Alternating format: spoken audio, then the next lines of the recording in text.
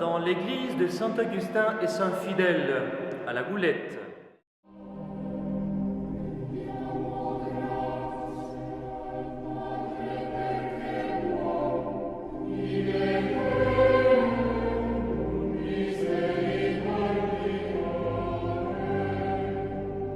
La paroisse de la Goulette est la seule paroisse anglophone de l'archidiocèse de Tunis.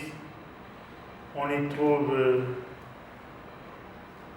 des chrétiens composés d'Africains, d'Italiens, d'Anglais. C'est un peu le melting pot à la Goulette.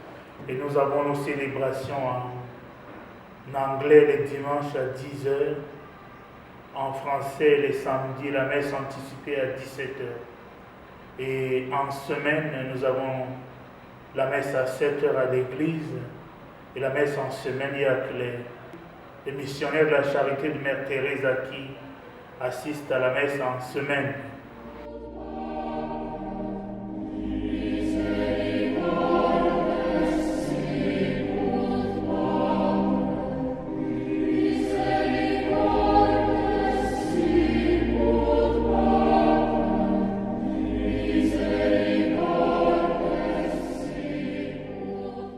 Qu'est-ce que nous faisons à la Goulette? Voilà, comme curé, je m'occupe de mes chrétiens de la Goulette. Nous avons des rencontres avec des jeunes Africains qui viennent le plus souvent pour des sacrements, pour des conseils, la direction spirituelle avec quelques religieuses missionnaires en Tunisie. Et puis notre vie de communauté. Nous sommes missionnaires, nous sommes religieux lazaristes, donc nous avons notre vie de communauté. Donc on posait cette vie, n'est-ce pas, qu'on partage dans les activités communautaires.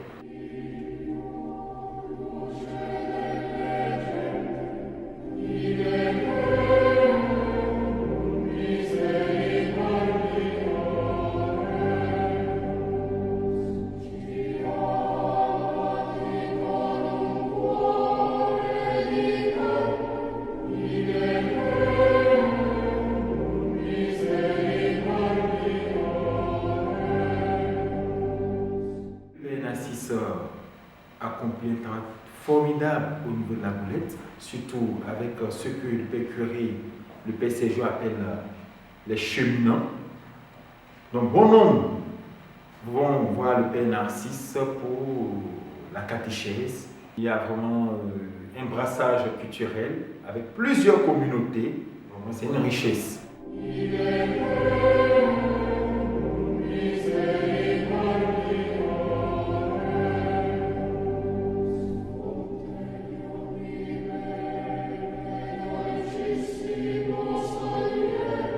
Pour bien connaître l'histoire de cette église de la Goulette et comprendre la réalité de cette église, il faut aussi connaître le contexte dans lequel cette église est née. On remonte à l'époque en 1834 où il commence à avoir une émigration des Italiens vers les côtes africaines, notamment en Algérie et en Tunisie. C'est ainsi donc que beaucoup d'Italiens, surtout des Siciliens, des pêcheurs qui venaient pour la pêche du thon et du corail, vont se déplacer vers la côte africaine et ils vont s'installer dans les larges de la Tunisie, concrètement ici donc à la Goulette. C'est pour cela que ce petit quartier est appelé, et autrefois était appelé, mais aujourd'hui encore on peut entendre parfois la même dénomination, la Petite Sicile. Et voilà qu'au moment du protectorat des France, il y avait beaucoup plus des Italiens que des Français. Quelqu'un a dit de façon très intéressante, la colonie était une colonie italienne gouvernée par des Français. Voilà, quoi qu'il en soit, et cette église donc de la Goulette, de Saint-Augustin et Saint-Fidèle, était construite justement tout d'abord par les prêtres capucins Ce sont eux qui vont commencer cette mission dans ces quartiers de la Goulette justement pour tous les Siciliens qui étaient ici et qui pratiquaient la foi catholique. Ensuite, c'est Monseigneur Suter qui a voulu donc achever la construction de l'église, et c'est lui alors, puisqu'il s'appelait Fidèle Suter, c'est lui alors qui a voulu donner le patronage de cette église à Saint Augustin et Saint Fidèle, martyrs nés en Allemagne et martyrisés en Suisse.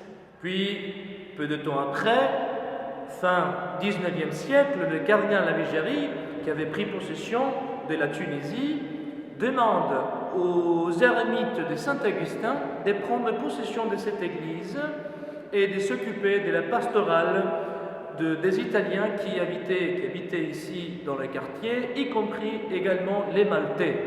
En effet, les ermites de Saint-Augustin venaient de Malte. Pour cela, à ce moment-là, il commence à avoir un mélange soit des Maltais, soit des Italiens et des Français qui habitaient tous dans le quartier, y compris également les musulmans qui habitaient déjà dans la zone. Voilà pourquoi l'église de la Goulette était toujours un symbole de dialogue interreligieux entre chrétiens, musulmans et juifs également qui étaient présents dans le quartier.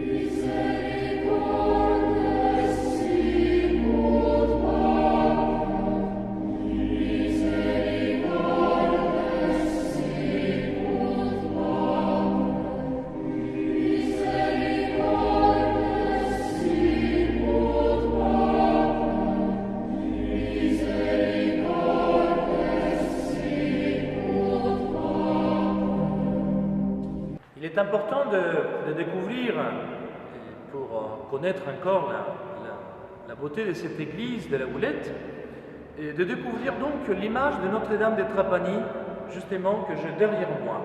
Notre-Dame de Trapani, c'était une image, une dévotion née en Sicile, et à Trapani, justement, et cette petite statue était invoquée par le Sicilien contre protection contre les Sarrasins. C'est fut ainsi alors que les Siciliens amenèrent cette statue et cette dévotion à l'église de la Goulette. Tous les 15 août, on célébrait à l'époque l'Assomption de la Vierge Marie et on faisait la procession à Notre-Dame de Trapani. Une procession qui était faite aussi également par mer. Et cette procession avait la particularité d'être accompagnée par des chrétiens musulmans et juifs, tout le monde derrière Notre-Dame de Trapani. Finalement, malgré le départ des Siciliens et des Italiens à une époque, et après l'indépendance de la Tunisie, de la colonie française, cette église était toujours vivante.